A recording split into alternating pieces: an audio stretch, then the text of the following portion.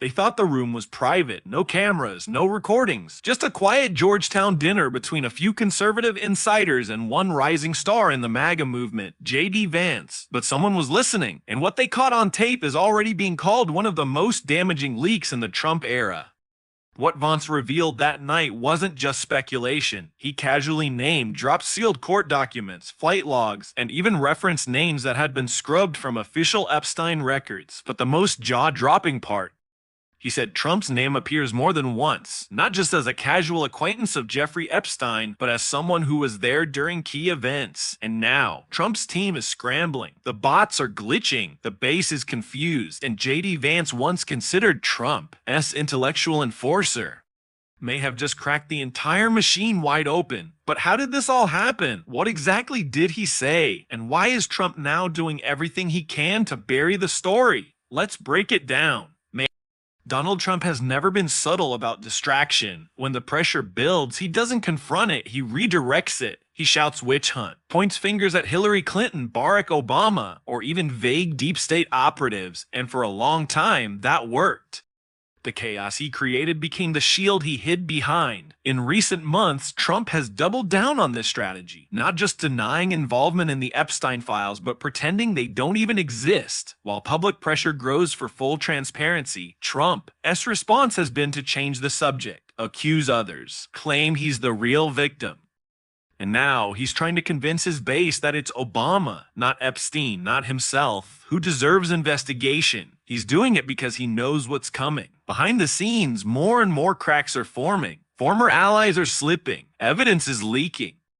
And for someone who's made a career out of controlling the narrative, Trump is starting to lose his grip. But while Trump's shouting at shadows, someone else, someone very close, just turned the spotlight back on him.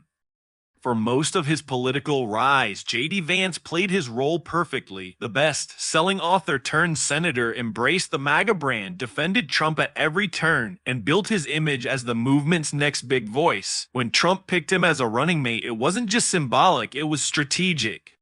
Vance was supposed to be the future, but now that future is unraveling. And it started with a dinner. According to sources close to the room, what was meant to be a quiet, high-level strategy session in a Georgetown townhouse turned into a PR disaster.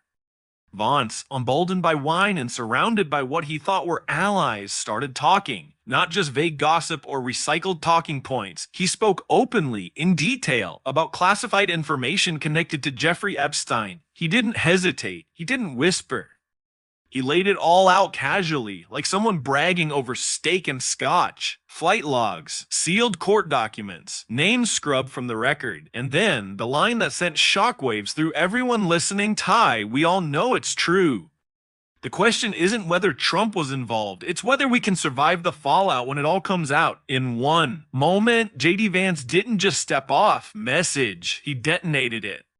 The leak wasn't supposed to happen, but it did. And what's in that recording is now being dissected by journalists, political insiders, and digital forensic experts because it may be the most incriminating insider moment of Trump's post-presidency era. J.D. Vance wasn't caught off-handedly mentioning Epstein. He was detailing it. Sources say he talked about specific sealed court documents, referenced unnamed co-conspirators, and spoke with eerie certainty about what was hidden in the classified Epstein files. He even claimed that Donald Trump's name appeared multiple times in depositions, not as a distant associate, but as someone allegedly present during events where underage girls were trafficked. And he didn't stop there. Vance alluded to a deliberate effort to scrub records, names removed, logs sealed, evidence locked away. He referenced Mar-a-Lago, New York. Moments that had long been whispered about but never confirmed. Now, someone inside was not only confirming them, but implicating Trump himself. What makes this even more explosive? Digital analysts have reviewed the audio, voice pattern matches, background acoustics consistent with the venue. No sign of manipulation. The tape, according to multiple experts, is likely real. It wasn't just a slip, it was a fracture, the kind that cracks a movement from the inside. As the leaked audio made its way through back channels, something strange began happening online. The very digital army Trump relied on, the bots, the influencers, the loyal MAGA voices, started to glitch. NBC News uncovered a hidden network of AI-powered bots operating across X, formerly Twitter. These weren't just spam accounts. They were programmed to echo MAGA talking points, respond to criticism, and flood timelines with pro-Trump content. For months, they created the illusion of unified support, a digital shield around the movement, but now they're malfunctioning. In one moment, a bot attacks Pam Bondi, accusing her of hiding the Epstein client list. Hours later, that same bot praises her as a hero. Another bot celebrates the bombshell Epstein files and then, minutes later, declares the case finally closed. Same account, same hashtags, completely contradictory. It's more than just a glitch. It's a symptom of a collapsing narrative. Trump's team has spent years engineering loyalty, in people, in messaging, and in tech. But AI can't think, it can only mimic. And when the base itself is divided, when even insiders like Vance start breaking rank, the whole system begins to unravel. Bots trained to parrot MAGA beliefs suddenly don't know what to say because the movement no longer knows what it believes. And in that chaos, the truth starts to slip through.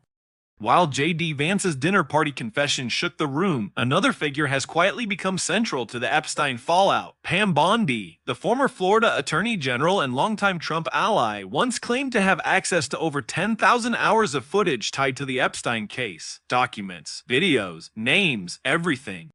And yet, nothing has been released. Back in February, Bondi said the list was sitting on my desk. She even claimed the files included explosive footage that would shock the nation. But since then, silence. No evidence. No names. No justice. Why? The Department of Justice has repeatedly denied the existence of a client list.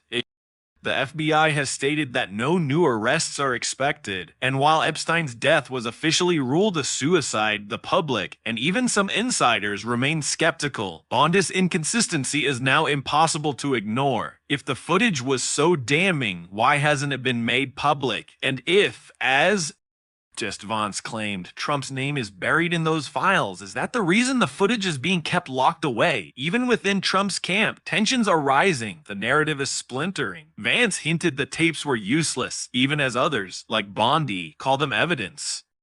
Former allies are questioning each other. Podcasts are airing emergency episodes. Comedians like Tim Dillon are dropping insider details that should never have seen daylight. It's no longer a scandal hidden in the shadows. It's a power struggle happening in broad daylight.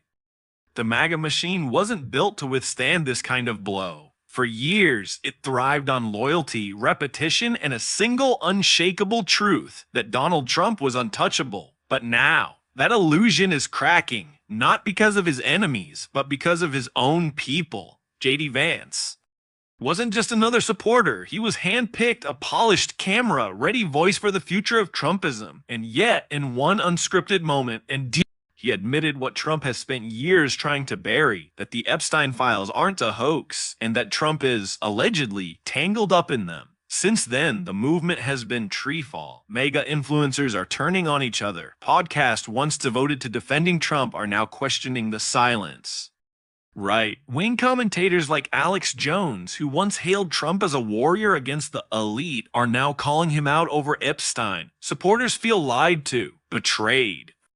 Even the digital foot soldiers, the bots trained to defend the cause, are malfunctioning, pushing out contradictory narratives that reflect a larger truth. No one knows what to say anymore. This isn't just a scandal, it's a signal that control has been lost. The Trump campaign is scrambling, leaking, spinning, but none of it is working. The narrative is slipping away, and with every new leak, every contradictory statement, every unexpected betrayal, the cracks grow wider. The MAGA movement once ran on certainty, now it's running on chaos. This isn't just about J.D. Vance or Epstein or even Trump. It's about a system that has relied on secrecy for far too long, and that secrecy is now collapsing in real time. Every time they say it's over, someone else slips up. Every time they tell us to look the other way, something new surfaces. And every time they demand silence, someone leaks a little more truth. The MAGA machine was built to silence opposition, to rewrite reality, to drown out questions with outrage, but it can't drown out its own insiders. Not anymore.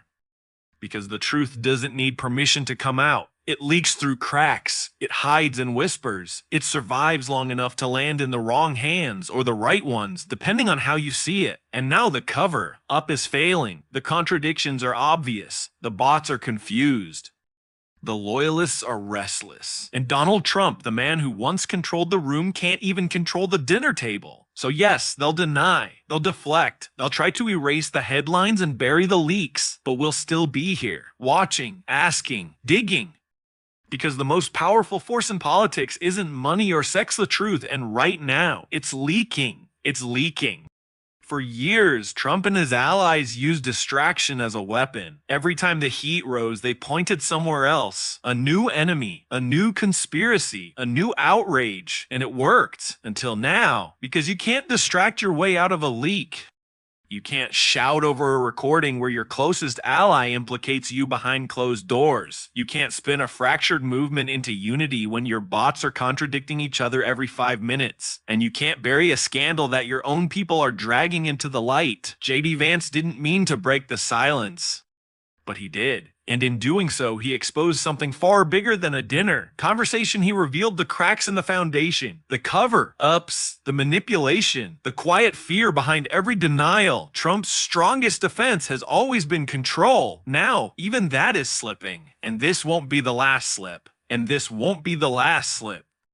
Because once the truth starts leaking, it doesn't stop. The question isn't whether there are more tapes, more documents, more betrayals. The question is how much longer they can keep pretending nothing's happening. So if you're still watching, remember this. The most dangerous thing to a lie in the is someone who refuses to stop looking for the truth.